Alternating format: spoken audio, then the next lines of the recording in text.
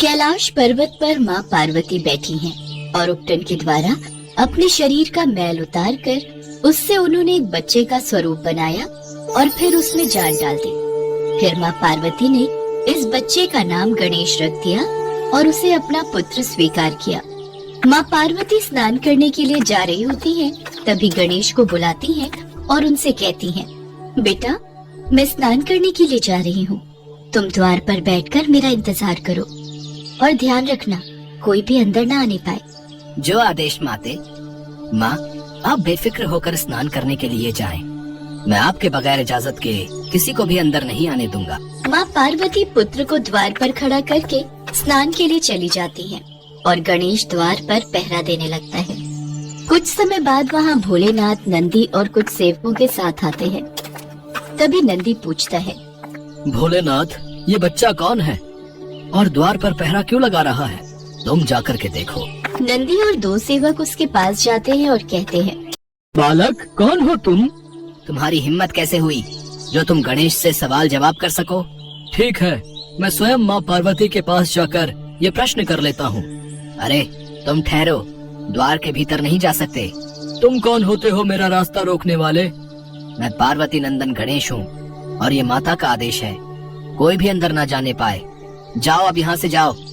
पुत्र अचानक से? मुझे पागल समझते हो क्या? मूर्ख लड़के, मैं यहाँ से कहीं नहीं जाऊंगा। गणेश अपनी गदा उठाते हैं और जोर से नंदी पर प्रहार करते हैं, जिस कारण नंदी को चोट लग जाती है। इस वजह से नंदी और सेवक दौड़ते हुए भोलेनाथ के पास वापस लौट जाते हैं। महादेव, भोलेनाथ बचाओ बचाओ। भोलेनाथ को गुस्सा आ जाता है। उस तुच्छ बालक की इतनी हिम्मत कि वो तुम पर हाथ उठाए, अभी जाकर उसको सबक सिखाता हूँ।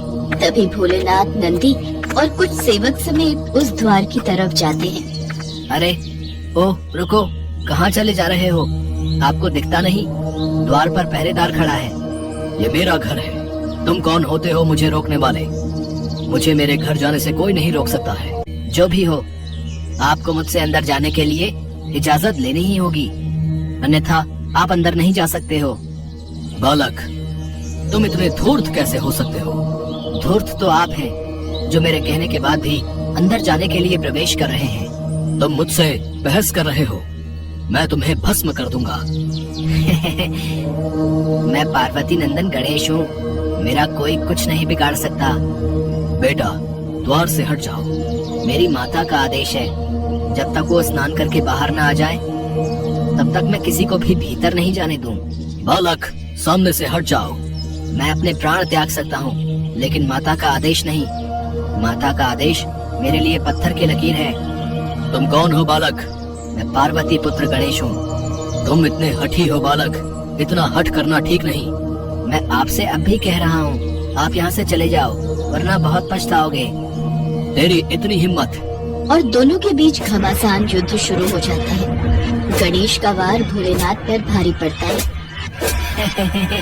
एक बालक से भी हार रहे हो। इस बार भी गणेश का वार भोलेनाथ पर भारी पड़ता है। गणेश और भोलेनाथ के महायुद्ध से पूरा ब्रह्मांड कांप जाता है और सभी देवता भोलेनाथ के पास पहुंच जाते हैं। बालक, तुम जो जिद कर रहे हो ये उचित नहीं है। तुम कौन हो और यहाँ क्यों आए हो? बालक, तुम भोलेनाथ से क्षमा मांग लो। गलती भी भोलेनाथ की और क्षमा मैं मांग लूं, ये कदापि नहीं होगा। भोलेनाथ आप ही इसको क्षमा करें। बालक है, हठी है, क्षमा कर दें। आप नहीं जानते इस बालक ने हमारा कितना अपमान किया है। मैं इसे नहीं छोड़ूंगा, मैं इसे अवश्य दंड दूंगा। मेरा सामना तो कर नहीं सकते और बात करते हैं मुझे दंडित करने की। मैं तुम दोनों से विनती करता हूँ, इस युद्ध को यहीं पर समाप्त करो। मैं युद्ध को नहीं रोकूंगा।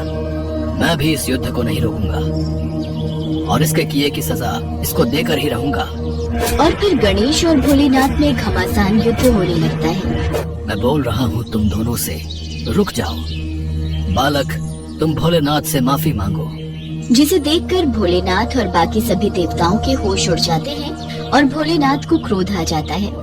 दुष्ट बालक, मैं अब तक तो तुझे माफ भी कर देता, लेकिन अब तुझे जीवित नहीं छोड़ूंगा।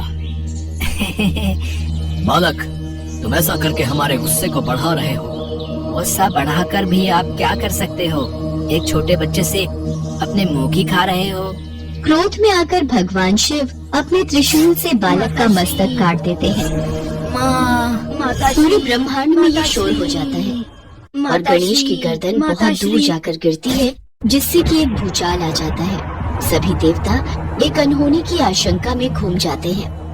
तभी गणेश की आवाज सुनकर माँ पार्वती दौड़ी दौड़ी बाहर आती है। अरे गणेश, गणेश, पुत्र गणेश, कहाँ हो तुम? पार्वती बाहर आकर देखती हैं तो उनके होश उड़ जाते हैं और पार्वती को गणेश का धड़ दिखता है। ये देखकर वो क्रोध से भर उठती हैं। माता पार्वती गुस्से में विनाश करने के लिए चामुंडा का रूप रख लेती हैं। मुझे मेरा पुत्र गणेश चाहिए। यदि ऐसा नहीं हुआ तो सारी सृष्टि का नाश हो जाएगा। माते, माते क्षमा, ऐसा ना करे माते। मुझे मेरा पुत्र गणेश चाहिए। भोलेनाथ, भोलेनाथ, कहाँ है भोलेनाथ? देवी, मैं हाथ जोड़कर आपसे प्रार्थना करता हूँ। भोलेनाथ इस समय बहुत क्रोध में है, कृपया करके आप शांत रहें। हम कुछ उपाय निकालते हैं। स्वामी, सभी देवता भोलेनाथ को जगाने जाते हैं और सब बातें बताते हैं। इतने में माता पार्वती अपने 9 रूपों में आती हैं और महाप्रलय की ओर बढ़ रही हैं। तभी वहाँ भोलेनाथ भी आते हैं। भोलेनाथ, मेरे पुत्र को अभी जीवित कीजिए, अन्यथा मैं भी अपने प्राण त्याग दूंगी और फिर पूरी सृष्टि का नाश हो जाएगा। मुझे क्षमा करें देवी, मैं अभी पुत्र गणेश को जिंदा कर देता हूँ। गर्दन कहाँ है? भोलेनाथ और माँ पार्वती दोनों गर्दन को ढूंढते हैं, लेकिन गर्दन नहीं मिलती। तब भोलेनाथ विष्णु जी को गणेश जी की गर्दन की खोज करने के लिए पृथ्वी पर भेजते हैं और कहते हैं, जो भी प्राणी सबसे पहले दिखाई दे और जिसकी माँ अपने बालक की तरफ से पीठ करके हो, उस बालक का सिर ले आना। विष्णु जी चले जाते हैं और उन्हें सबसे पहले एक हाथी दिखाई दिया, जिसकी माँ अपने बच्चे की तरफ से पीठ करके सोई हुई थी। विष्णु जी उसी हथिनी के बच्चे की गर्दन को अपने साथ ले आए। देवी, मेरे पास और कोई रास्ता नहीं है। कैसे भी करके मेरे पुत्र गणेश को जीवित कर दीजिए।